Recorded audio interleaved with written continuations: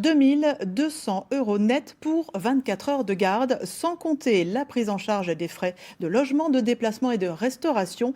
Voilà ce que touche le médecin intérimaire de garde aujourd'hui aux urgences de Mulhouse.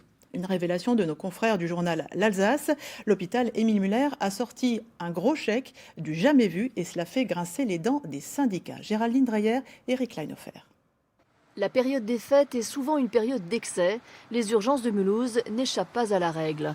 2 200 € net, les 24 heures de garde pour un médecin urgentiste intérimaire. C'est à ce prix que sont soignés les patients des urgences en ce moment. Le plus haut tarif proposé dans le public en France. Des médecins au nombre de 1 à 2 par jour, qualifiés de mercenaires par les syndicats de l'hôpital. Une rémunération qui choque.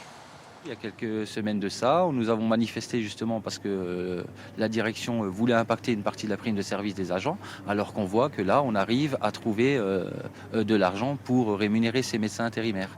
Mais par contre, pour les personnels non médicales, on est prêt à impacter sur leur prime de service. Donc forcément, ça crée des tensions et les agents seront à bout. Sauf qu'en ces périodes de fête, le médecin urgentiste se fait encore plus rare que d'ordinaire. Et la loi de l'offre et la demande fait monter les enchères. Pour assurer la continuité des soins aux urgences de Mulhouse qui manquent de médecins titulaires, la direction de l'hôpital affirme n'avoir qu'une solution, sortir le chéquier.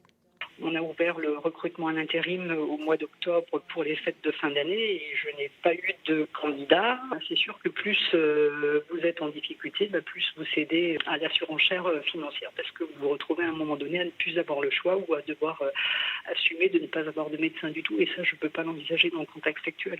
C'est contraint et forcé, je dirais que je paye effectivement ces montants-là. Une période transitoire donc. En janvier, les tarifs des intérimaires devraient redevenir raisonnables. Et le but de la direction est de se passer au plus vite de leur service en recrutant de nouveaux médecins. Cela prendra encore un certain temps.